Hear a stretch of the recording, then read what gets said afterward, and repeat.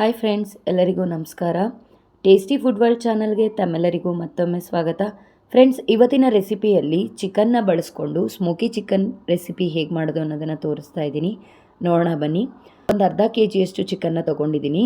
ಅದು ಸ್ಕಿನ್ಲೆಸ್ನ ತೊಗೊಂಡಿದ್ದೀನಿ ನಾನು.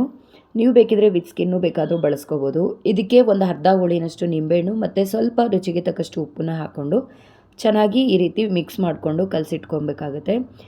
ಇದಕ್ಕೆ ಮಸಾಲೆ ಪದಾರ್ಥಗಳನ್ನ ಸೇರಿಸ್ಕೊತಾ ಇದ್ದೀನಿ.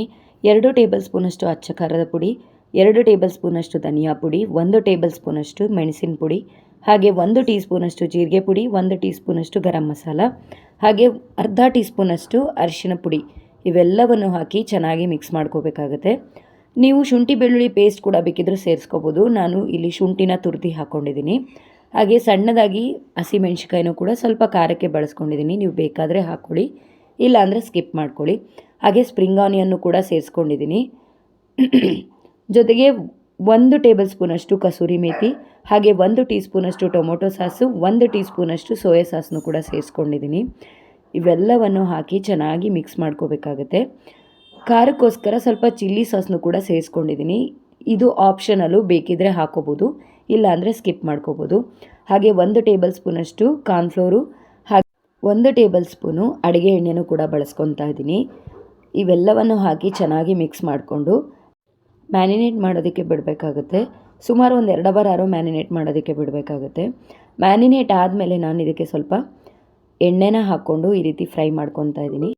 ಮೀಡಿಯಮ್ ಫ್ಲೇಮಲ್ಲಿ ಇಟ್ಕೊಂಡು ಈ ರೀತಿ 2 ಕಡೆನೂ ಕೂಡ ಚೆನ್ನಾಗಿ ಫ್ರೈ ಮಾಡ್ಕೊಬೇಕಾಗುತ್ತೆ. ಲೈಟಾಗಿ ಫ್ರೈ ಮಾಡಿಕೊಂಡ್ರೆ ಸಾಕಾಗುತ್ತೆ. ನೋಡಿ, ಈ ರೀತಿ ತುಂಬಾ ಟೇಸ್ಟಿಯಾಗಿರುತ್ತೆ ಫ್ರೆಂಡ್ಸ್. ಈ ರೀತಿ ಒಂದು ಸಲ ನಿಮ್ಮ ಮನೇಲಿ ಟ್ರೈ ಮಾಡಿ.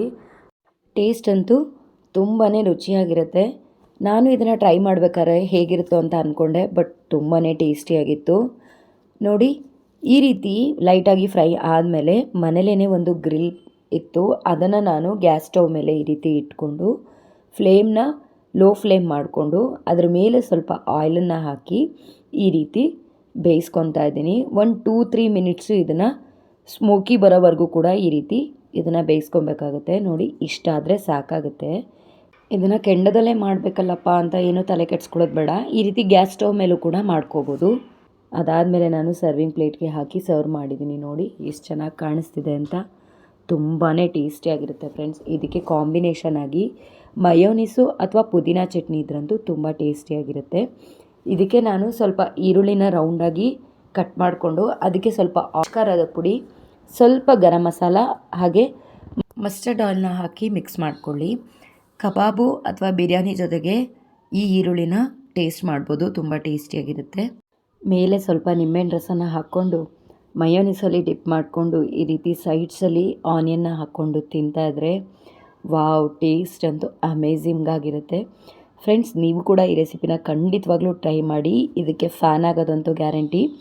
ನೋಡಿದ್ರಲ್ಲ, ಈಸಿಯಾಗಿ ಮನೇಲೇ ಸ್ಮೋಕಿ ಫ್ಲೇವರಲ್ಲಿ ಚಿಕನ್ನ ಹೇಗೆ ಮಾಡ್ಕೋಬೋದು ಅಂತ. ಈ ರೆಸಿಪಿನ ನೀವು ಕೂಡ ಟ್ರೈ ಮಾಡಿ. ಹೇಗಿತ್ತು ಅಂತ ನನಗೆ ಕಮೆಂಟ್ ಮಾಡಿ ತಿಳಿಸಿ. ಹಾಗೆ ಈ ವಿಡಿಯೋ ನಿಮಗೆ ಇಷ್ಟವಾಗಿದ್ದಲ್ಲಿ ಒಂದು ಲೈಕ್ ಮಾಡಿ. ಹಾಗೆ ಇನ್ನೂ ಕೂಡ ನನ್ನ ಚಾನಲ್ನ ಯಾರ್ಯಾರು ಸಬ್ಸ್ಕ್ರೈಬ್ ಮಾಡಿಲ್ಲ, ಪ್ಲೀಸ್ ಸಬ್ಸ್ಕ್ರೈಬ್ ಮಾಡಿ. ಪಕ್ಕದಲ್ಲೇ ಕಾಣುವಂಥ ಬೆಲ್ಲೈಕನ್ನನ್ನು ಕೂಡ ಕ್ಲಿಕ್ ಮಾಡಿ. ನಾಳೆ ಮತ್ತೊಂದು ಹೊಸ ವಿಡಿಯೋದೊಂದಿಗೆ ಸಿಗ್ತೀನಿ. Thank you.